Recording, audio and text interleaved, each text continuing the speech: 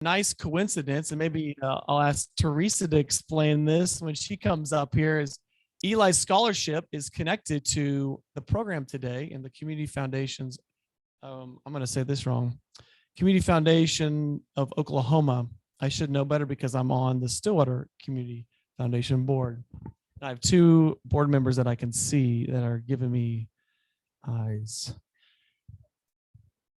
Let me introduce Teresa Rose. She is the executive director of the Communities Foundation of Oklahoma.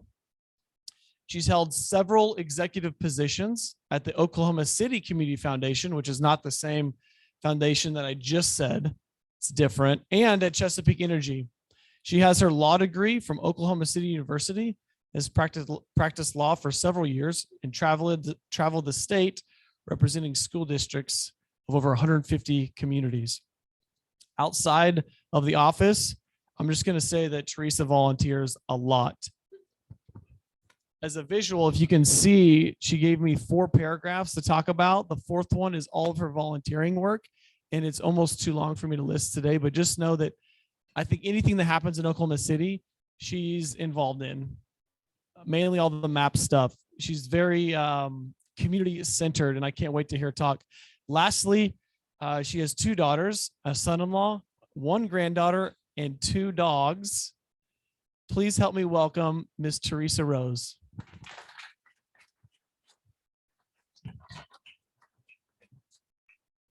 Okay, so I'm going to use this one. Got it.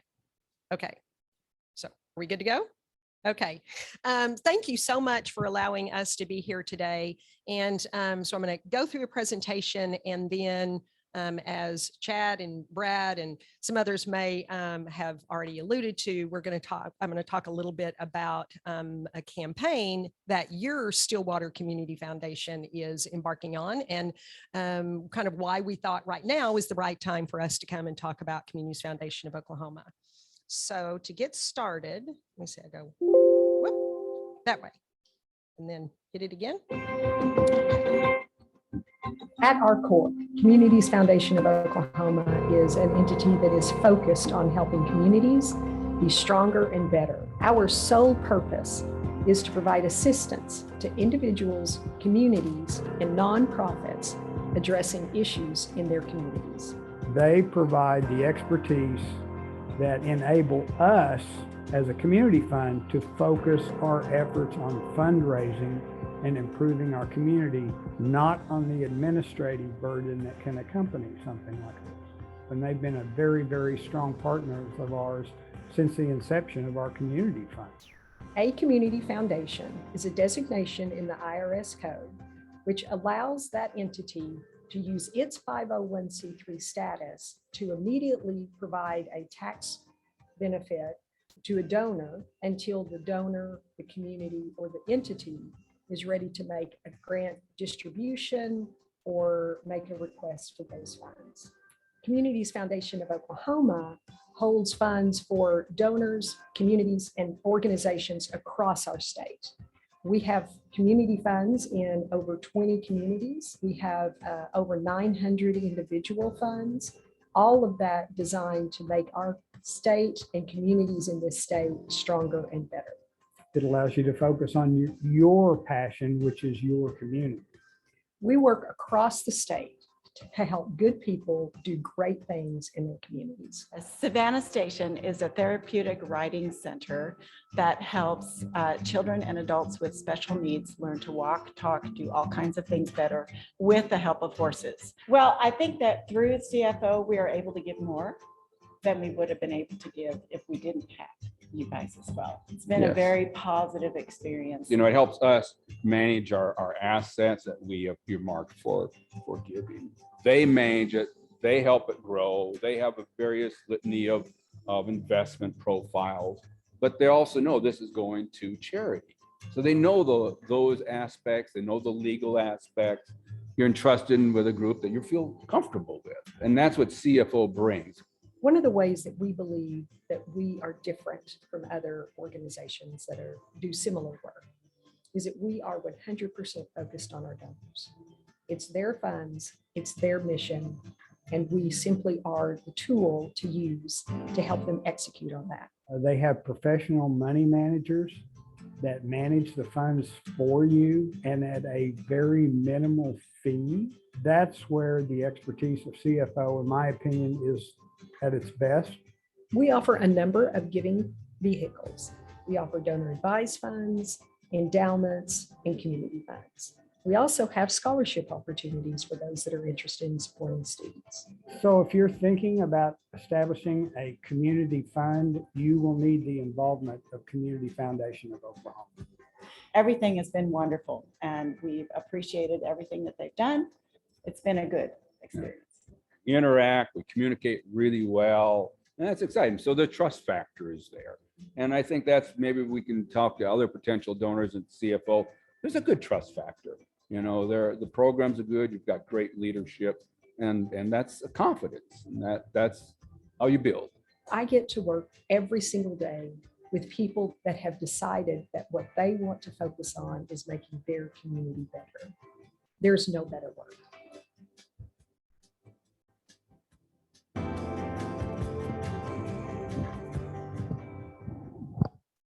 So I'm a walker and a talker, so I'm going to take my microphone off the stand there. So I like to show that video because it really kind of goes through and really summarizes a lot of what we do. And now I'm going to go through in a little bit more detail, but I love the video and having some of the donors and having some of the community leaders that we've worked with really kind of talk about our story and what we do. So this is just a little bit about what we're going to kind of go through for today.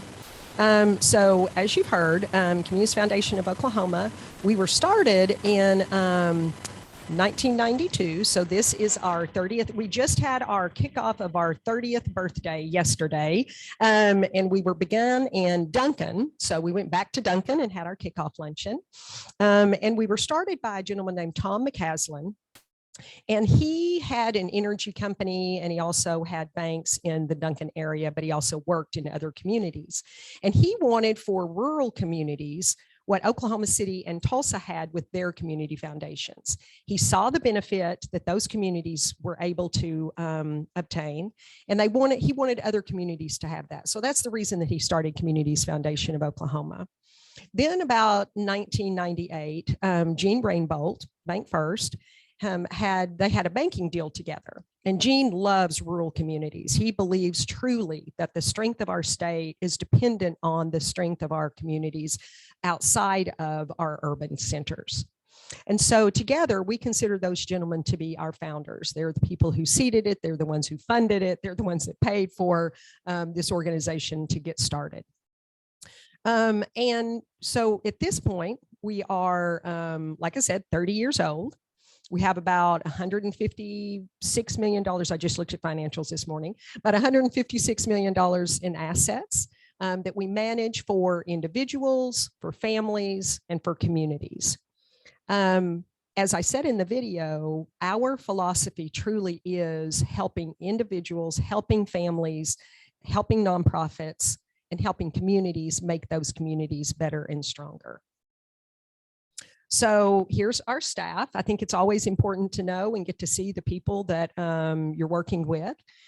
So this is some of our staff here. And then some of our other staff members. I would at this time like to introduce Sydney Settles. Sydney, would you raise your hand? Sydney is, she's been with our organization for a couple of years, but recently took on a new role as the Community Outreach Manager, which means that she comes to Stillwater and works with Cody and works with Brad and works with Mike Woods in helping develop the vision and helping get out into the community and talk about what the opportunities are. So we're really thrilled to have her in that role. So how do we work with the donors? And when I say donors, I'm saying that in the collective sense, individuals, families, nonprofits, and communities. We firmly believe that our job is really to just be the conduit to facilitate what an individual or family or community wants to accomplish. So that's what we do. The first thing we do is we sit down and say, what do you want to accomplish? What are your goals? What's your mission for your philanthropy? And then listening to that, then understanding how they think they want to work with us. Is it with their estate plan? Is it with the current gift? Is it both? And also kind of what's the timeline? Do they want to do a one-time gift? Do they want to give over time? We try to get all of that information from donors, help them think through all of those questions very thoughtfully and strategically. And then it's our job to go back and figure out the plan. What are the pieces that we need to put together for that community? What are the pieces we need to put together for that family so that they can accomplish their goals? And then we go back to that group and say, okay, this is what we're proposing. These are the tools that we think you'll need to accomplish your purpose. So we've talked a little bit about community funds, and you do have a community fund. So community fund is the category, Stillwater Community Foundation is the name. Okay. So you all do have a fund with us. And essentially it allows, I think of community funds as the stone soup method of improving communities. Individually, we may not have enough resources to really make a big change in our community, but when we pull our collective resources together, we've seen that communities can make tremendous changes in their communities. So that's really what a community fund is. It's where you can collectively add, excuse me, the contributions of charitably minded people that are focused on improving their community. That can be both an endowed or a non-endowed type fund. And I'll stop here and explain just if somebody's not familiar.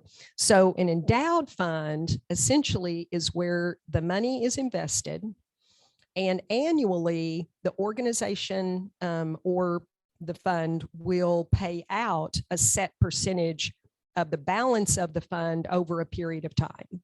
And that's called our spending policy. And our spending policy currently is 5% of the average balance over 12 quarters, over 3 years. And the goal is to kind of flatten out the impact of the market so that communities or organizations have a more steady and consistent amount of funds that they can depend on. Non-endowed is our community funds that are available for spending at any time. Okay. And then we work with the community leaders to say how they want to use those funds. Some communities like to do an annual grant cycle. Some communities will focus on a particular project, like you saw in the video of the Stillwater Strong Memorial. And you get to decide. Your community decides how you want to operate. Okay, we talked a little bit about the endowment fund, the annual distribution. We have in our endowment program, there's two kind of components that are unique to how we think about endowments. One is we have a standing match opportunity. So every dollar that is contributed to an endowment, we match it with 5%. That's our commitment to that community or to that organization, that we want to partner with you to help grow that base and you to have more resources to reinvest. We also firmly believe that these resources are the organizations or the communities. And if there is a situation that, a nonprofit is the easiest example, that let's say this organization has an endowment with us and their building burns down. We do not feel good about keeping that endowment, those endowment dollars, if that organization could continue to operate if they had those resources. So we have in our contract what's called an extraordinary distribution provision, that if two-thirds vote of the board of the organization requests all or part of their endowment corpus back, and 2/3 of our board agrees, excuse me, then we will give you back that money. And that's a very unusual provision, but we just don't feel good about an organization ceasing to provide services when we've got assets that they could use. And we talked about scholarships. So Eli was a great example of a scholarship recipient sitting here talking with his mom and this really bright young man. He's going to make Stillwater a little brighter next year. But we love doing scholarships, and scholarships are one of our larger pots of funds. And we have both endowed and non-endowed scholarships. We work with you, we work with the donors to set up whatever the criteria is. We can help with the selection process, or we can let you do the selection process. We don't care. Again, we're really focused on the donors and what they want to accomplish. And then we have donor advised funds, which, as I alluded to a minute ago, they're really the funds that the entire body of that fund, the value of that fund is available for spending at any time. Excuse me. I'm going to grab a drink of water.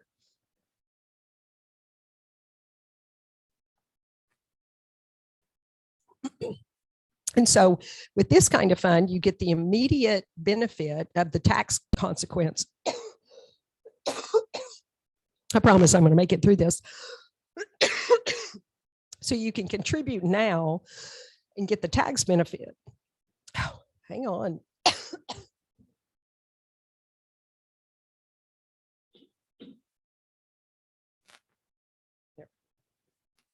And then make grants out of the fund in the future.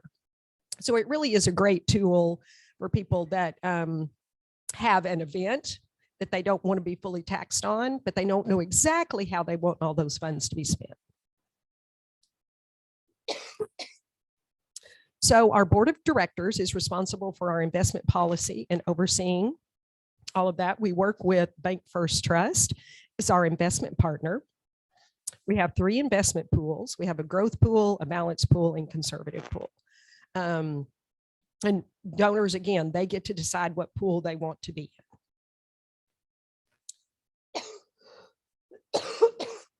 Now, over the last couple of years, I've loved showing this slide. This year, at this point in time, not my favorite slide, but we still have done quite well. When you look at the 3-year average for the balance fund, we've had a growth of 10.4%. Over the last 5 years, 8.5%. So we're very pleased with our market investment and the growth that we've been able to provide for our donors. So we talked a little bit, or I alluded to something special that we have going on right now. And part of what the Stillwater Community Foundation board is putting some work into. Because of our 30th anniversary, we're doing a special match for all endowments. So our normal 5%, well, let me back up. I am so sorry. So during our 30th anniversary, so from July 1st through the end of the year, we will match $1 to $100,000 at 10%. From $101,000 to $500,000, we will match at 15%. And anything over $500,001, we will match at 20%. So we are celebrating big. We want to really invest back into the communities like Stillwater that have been with us and that we have had the true honor of working with over a period of time. So really excited about building up those funds.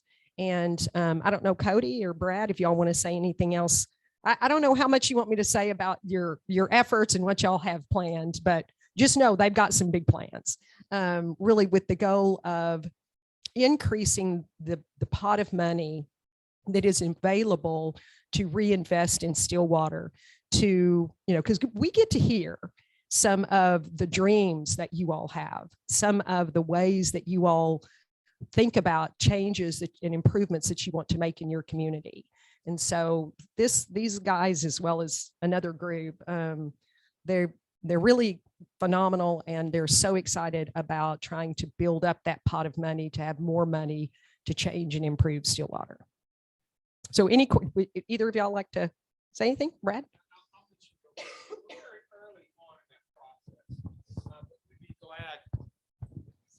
Thank you, everyone, for the mics. It's very early on in the process here locally, but we'd be glad to talk with you about it if you have any interest in participating in that endowment. I would also mention that Scott Petty is on our local board as well, joined us recently. And so Cody or Scott or myself, I can give you some other names if you would like to talk to them as well. But over the next few months, you'll be seeing more about it. And again, we'd be glad to have those conversations. Outstanding. Thank you. So any questions for me?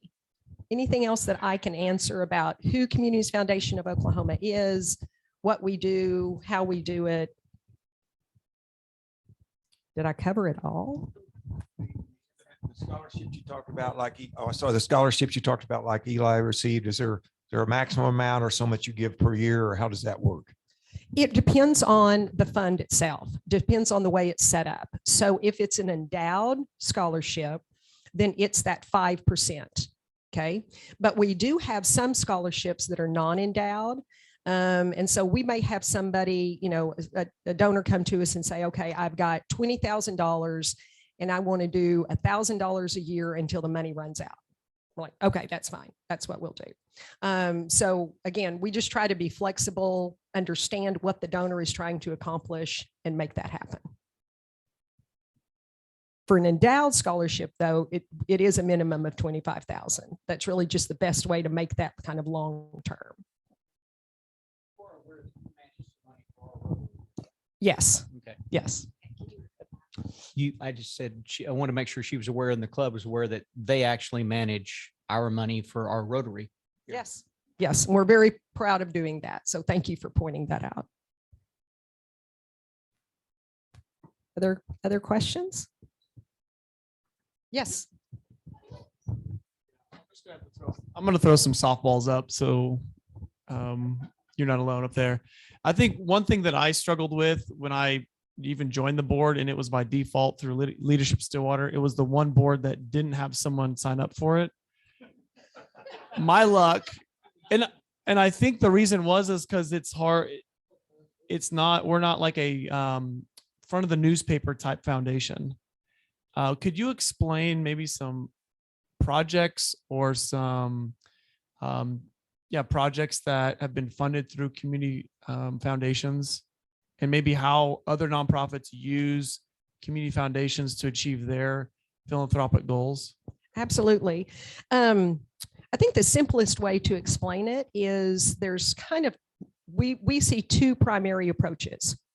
One is the approach that I think you saw on this video, Tahlequah. Tahlequah has, so they've been building their endowment for, a couple of decades. And they have, with their annual distribution, they run 2 grant cycles a year. They as a community have decided what the priorities in that community are: education and access to public spaces. And so annually, we'll run a grant cycle for them. We'll post their application. We'll do the publication. We'll get the word out. We'll gather those applications, and then their committee will review them. Then we write the checks. So that's kind of one type of use of the community fund. The second is more kind of, Cody, which you alluded to, more project-based. So the Stillwater Strong Memorial. There's a community foundation that we work with in western part of the state that they wanted to do a big trail system that interconnected several communities. We've done a lot of parks. We've done a lot of playgrounds. And so those tend to be, they're, like I said, they're more a specific project. And so the community will, either do fundraisers or however they want to approach the collection piece until they have the revenue to execute on that specific project. And then we have communities that do a combination, that they have an ongoing goal of, or they have an ongoing distribution from their endowment, and they'll use a portion of it for one-time projects, and then they'll use a portion of it for a grant cycle.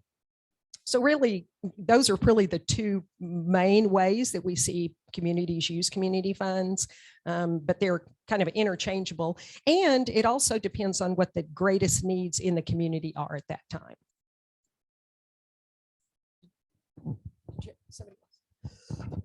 Teresa, thank you for being here. Senator Halligan was asking about the management fee, and it might be helpful for you just to mention that, how we're structured. Sure, absolutely. Thank you, Senator. Always appreciate that. No, I mean, it's the reality, right? So So the way that our fee structure is set is it is a single fee. There, you don't pay anything more than the one fee, 1% or the fee. I'm not going to say that. And it depends on the fee amount, depends on the type of fund that it is. So if it's an endowed fund, it's 1% up to $1 million, and then it goes down to 75 basis points. And then at 5 million, it goes down to 60 basis points. A donor advised fund is 1.5%. And then it also has graduating down the higher the value of the fund. Scholarships, if it is a endowed and managed, so in other words, we do the application, we do the scholarship review, it's 2%. And for a non-endowed managed, so it's non-endowed, it's the $20,000 donor, it's 3%. So the fee depends on the type of activity. And frankly, it depends on the amount of resources and time that it takes our staff to execute on what the fund type is. Yes, sir. Your fee, and then the Bank First Trust Department is also charged, their fees wrapped into your fee. Yep. Gotcha. Yeah, that includes the investment fee. You don't pay for a stamp. You don't pay for anything else. No, it is all built in, but single fee. So I may be a little slow on the understanding, but say I have an amazing idea of something that needs to be done in Stillwater. Do I just hit up the committee? Do I have to be a nonprofit organization? Like, how do these ideas come about and who decides on them for our community? And that's where I would say, yeah, turn to your local leadership. I think that's correct. You would just come to your local committee members or your local board here in town and bring that idea. And we would do our best to make it happen. Coffee next week? There's a woman with a plan right there. So many plans. Other questions?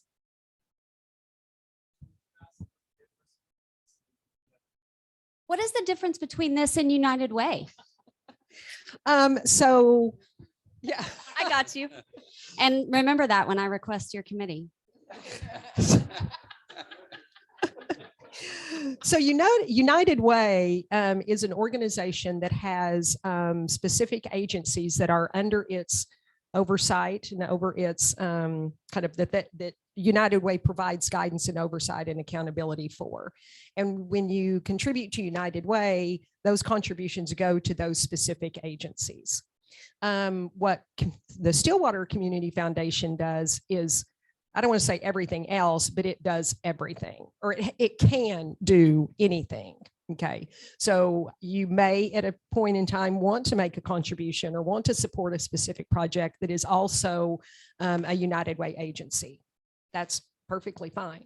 But you also have the flexibility through the Stillwater Community Foundation to fund other projects that aren't United Way projects. Anybody else? Anything else? Cody, more questions? Okay. Okay.